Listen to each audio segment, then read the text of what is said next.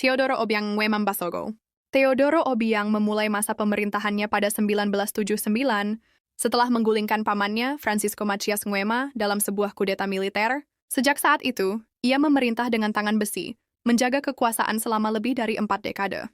Pemilu di bawah pemerintahannya seringkali dianggap tidak bebas dan adil. Hingga kini, Obiang masih menjabat sebagai presiden, menjadikannya pemimpin yang paling lama memerintah di dunia. Ali Khamenei naik ke posisi pemimpin tertinggi Iran pada tahun 1989 setelah kematian Ayatollah Khomeini.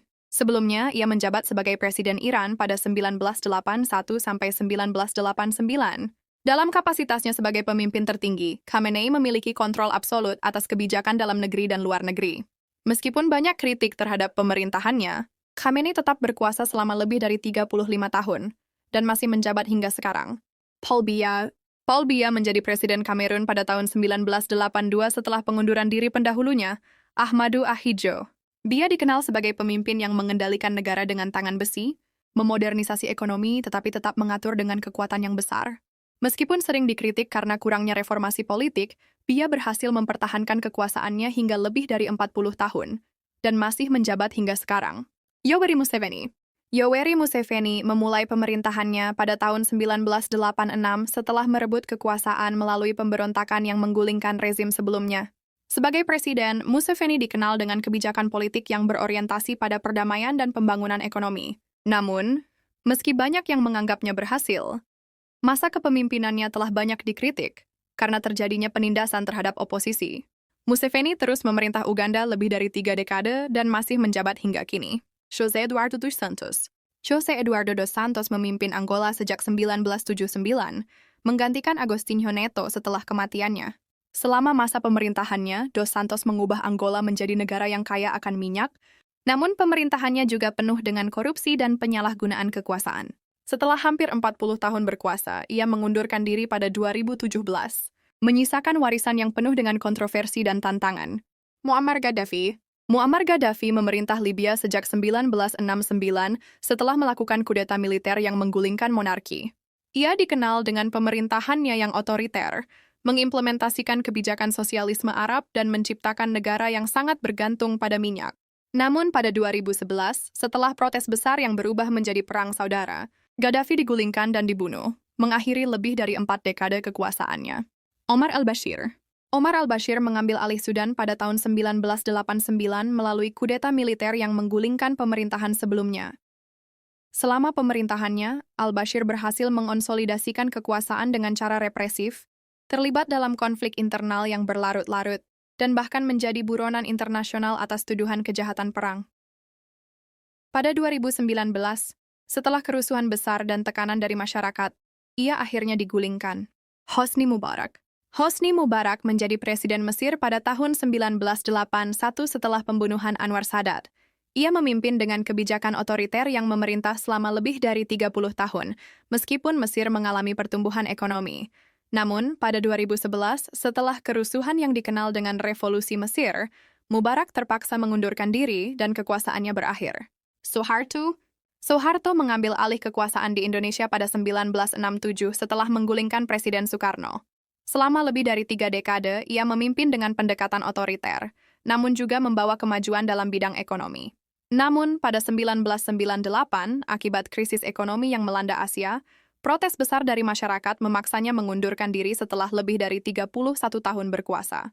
Fidel Castro memimpin Kuba sejak 1959 setelah menggulingkan diktator Fulgencio Batista dalam Revolusi Kuba.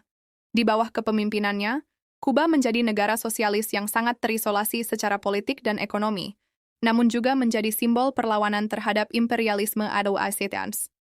Pada 2008, Castro menyerahkan kekuasaannya kepada saudaranya Raúl Castro karena masalah kesehatan, mengakhiri hampir 50 tahun masa pemerintahannya. Francisco Franco.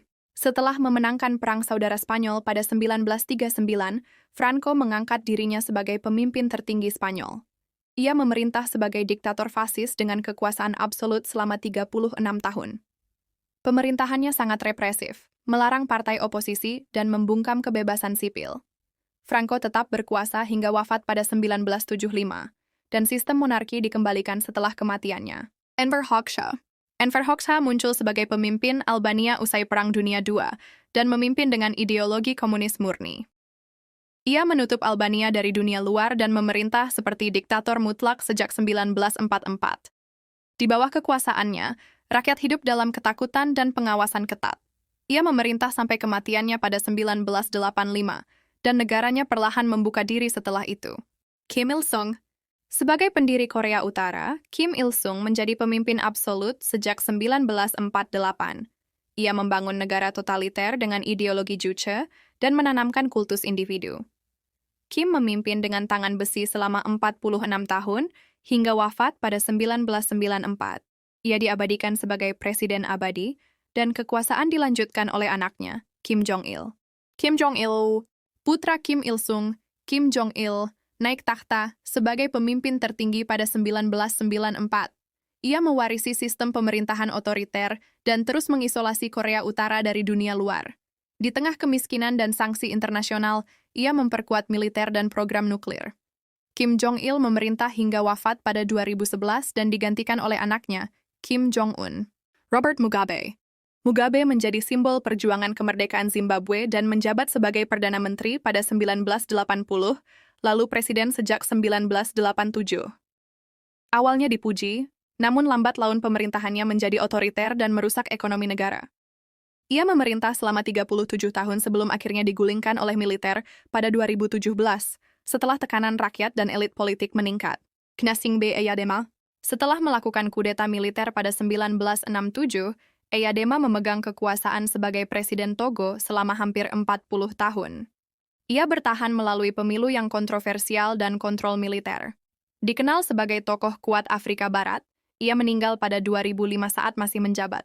Kekuasaan kemudian diwariskan kepada putranya, Faure Gnassingbé. Abi Bourguiba. Sebagai tokoh penting kemerdekaan Tunisia, Bourguiba menjadi presiden pertama negara itu sejak 1957. Ia memulai dengan semangat reformasi dan modernisasi, namun lambat laun menjadi otoriter. Setelah 30 tahun memimpin, kesehatannya menurun dan ia dinilai tidak lagi layak memimpin. Pada 1987, ia digulingkan secara damai oleh Zine El Abidine Ben Ali. Pengen bahas apa lagi? Tulis di bawah dan subscribe sekarang juga.